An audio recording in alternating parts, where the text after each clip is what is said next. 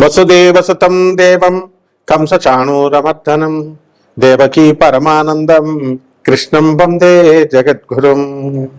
ఓం శ్రీ రాధాకృష్ణాభ్యాం నమః. ఓం కృష్ణం వందే జగద్గురుం, అర్జునం వందే జగదేక వీరం. మనకి ఇప్పుడు గ్రహాల మార్పు జరగబోతుంది. ఎలా? గురుగ్రహము 2 అక్టోబర్ 2 జూన్ 2026 సంవత్సరం నుంచి మనకి మిథున రాశి నుంచి కర్కాటక రాశిలోకి మారుతున్నాడు. దీనివల్ల కొన్ని రాశుల వారికి మేలు జరుగుతుంది, కొన్ని రాశుల వారికి యావరేజ్గా ఉంటుంది, కొన్ని రాశుల వారికి బిలో యావరేజ్గా ఉంటుంది. అయితే ఈ నెలలో కొన్ని రాశులు కొన్ని మారుతున్నాయి అన్నమాట. అవేంటో మనం చూద్దాం. ఇప్పుడు మనకి 15 జూన్ 2026 సంవత్సరంలో మిథున రాశిలోకి రవి మారుతున్నాడు. అలాగే 20 జూన్ 2026 సంవత్సరం నుంచి కుజుడు వృషభ రాశిలోకి మారుతున్నాడు. అలాగే 22 జూన్ 2026 సంవత్సరం నుంచి మనకి బుధుడు కర్కాటక రాశిలోకి మారుతున్నాడు. తర్వాత 29 జూన్ 2026 సంవత్సరంలో కర్కాటక రాశిలో బుధుడు వక్రిస్తున్నాడు. ఇవి ఇన్ని జరుగుతున్నాయి అన్నమాట జూన్ నెలలో. అంటే 1/6/2026 సంవత్సరంలో కర్కాటకంలోకి గురుడు రాత్రి 1:50 తర్వాత మారుతున్నాడు కాబట్టి 2వ తారీఖు అంటున్నాం. అలాగే 8/6/2026 సంవత్సరంలో కర్కాటకంలోకి శుక్రుడు మారుతున్నాడు. ఈ యొక్క గ్రహ సంపుటి వల్ల మనకి ఏ గ్రహాలకి ఏమి ఫలితాలు వస్తాయో మనం తెలుసుకుందాం. తెలుసుకునే ముందు మనం ఒక విషయం తెలుసుకోవాలి. గురుగ్రహము 12 సంవత్సరాలకు ఒకసారి మారుతుంది. 12 సంవత్సరాలకు ఒకసారి మారినప్పుడు మనకి ఏమవుతుందంటే ఈ గురుగ్రహము అనేకమైనటువంటి శుభ ఫలితాలను ఇస్తుంది కొన్ని రాశుల వారికి. ఈ యొక్క కుంభరాశిలో ఉన్నటువంటి రాహువు ఈ జూన్ నెల అంతా కూడా కుంభరాశిలో ఉంటాడు. కేతువు మరి మనకి సింహరాశిలోనే ఉంటాడు. మీనరాశిలో శని ఉన్నాడు. ఈ యొక్క ప్లానెట్స్ కాంబినేషన్ వల్ల మనం ఏమనుకుంటామంటే ఒక అద్భుతాలు జరగబోతున్నాయేమో. ఇప్పుడు అందరూ కూడా చెప్పేదాన్ని బట్టి మిథున రాశి వారికి అందరికీ అద్భుతాలు జరగబోతున్నాయి అనుకుంటున్నారు. ఏం అద్భుతాలండి గురువు గారు మిథున రాశి వారికి అని చాలా మంది అడిగారు.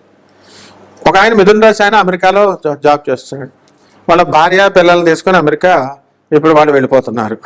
ఉద్యోగంలో 6 సంవత్సరాలకే వచ్చిందండి కాంట్రాక్టు అమెరికాలో, ఇది ఏమైనా ఎక్స్టెండ్ అవుతుందా అన్నారు. అవ్వచ్చు. అలాగే ఈ యొక్క మిథున రాశి వాళ్ళకి మరి నేను హౌస్ వైఫ్ అండి, మరి నాకేమవుతుందండి అంటే డబ్బులు వస్తాయమ్మా.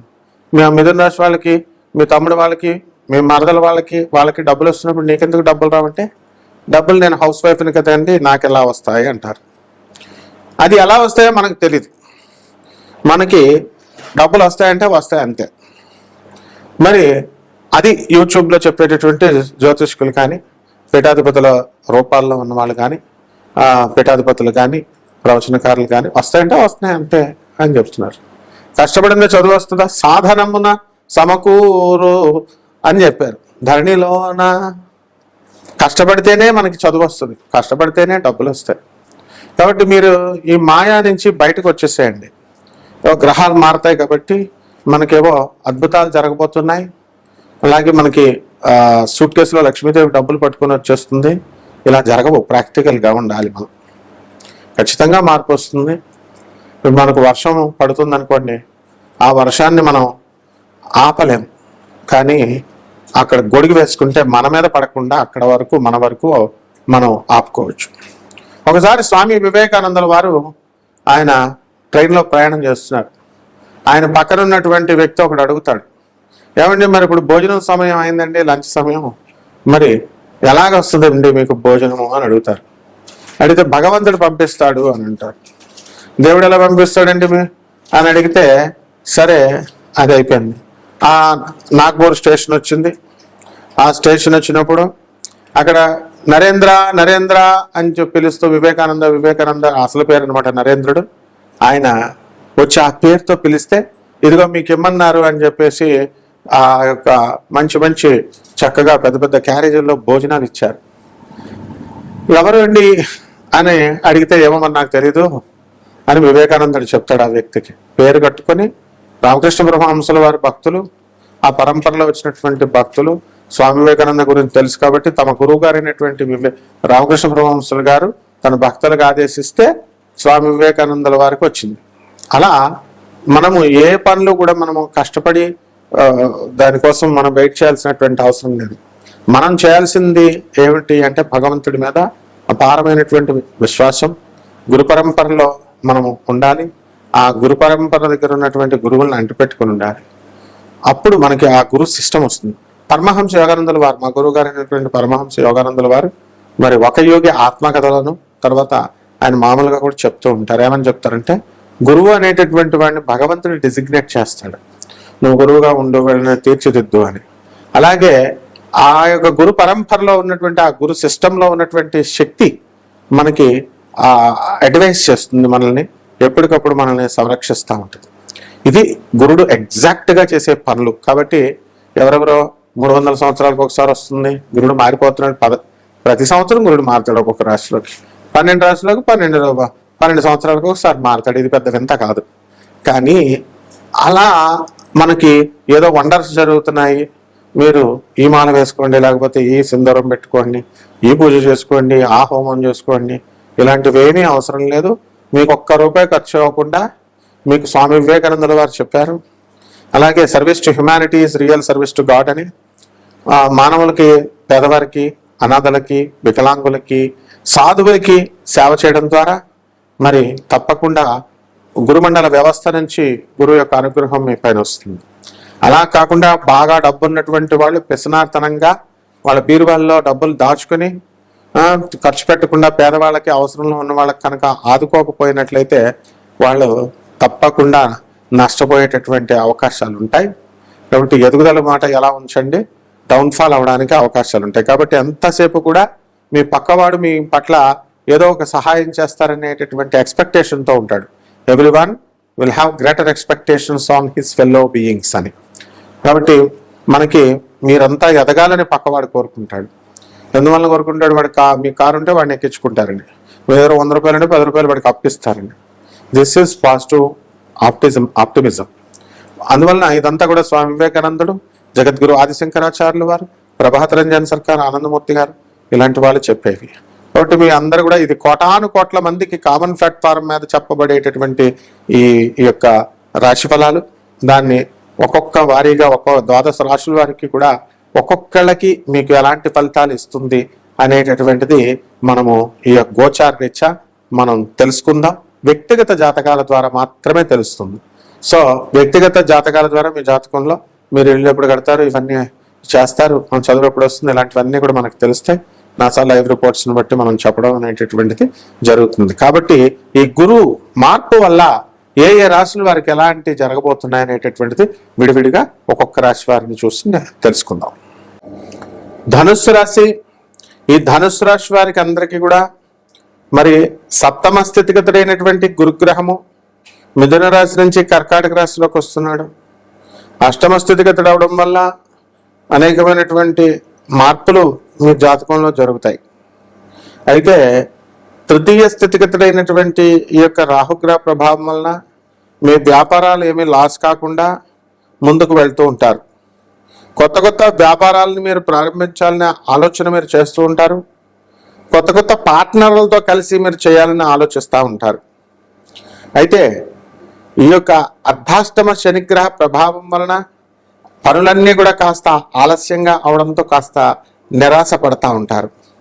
అయితే ఈ యొక్క పనులలో మనకి అమ్మకాల్లో మన ఫ్లాట్లు అవనియండి, స్థలాలు ప్లాట్లు అవనియండి, ఇతరత్ర వ్యాపార సామాన్ అవనియండి, ఇవన్నీ కూడా అమ్ముడవడంలో కొంచెం జాప్యం అవడం, లేట్ అవడం చూసి కొంచెం టెన్షన్ ఫీల్ అవుతూ ఉంటారు. అయినప్పటికీ కూడా మొక్కబోలని ధైర్యంతో మీరు పనులన్నీ కూడా చేసుకుంటూ ముందుకు వెళ్తూ ఉంటారు.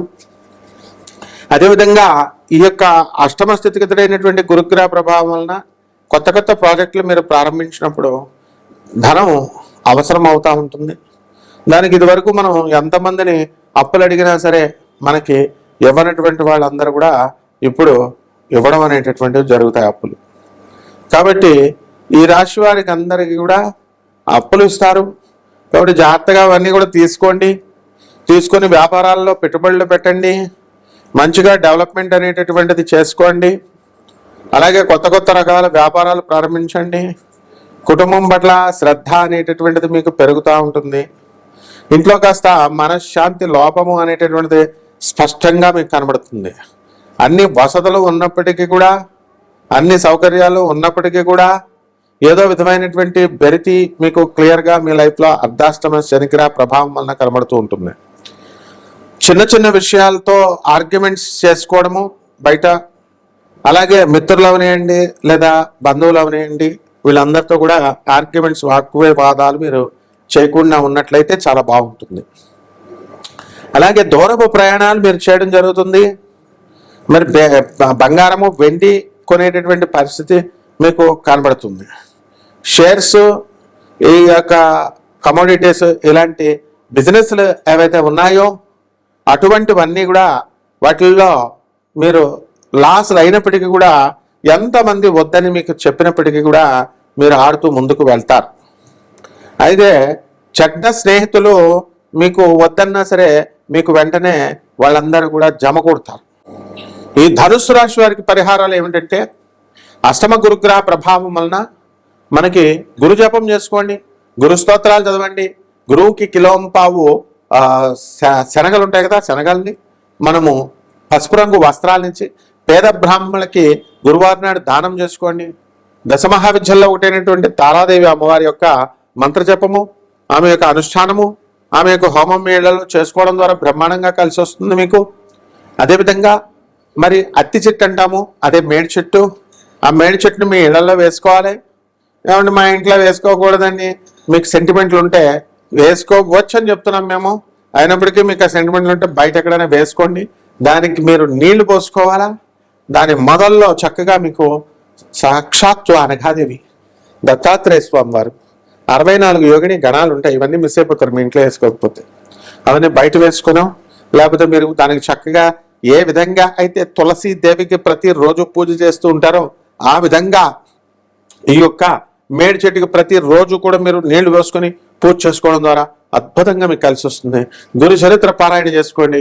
గురుదేవుడైనటువంటి దత్తాత్రేయ స్వామి వారి యొక్క అనుగ్రహం మీకు లభిస్తుంది. బ్రహ్మాండంగా ఉంటుంది. శుభమస్తు.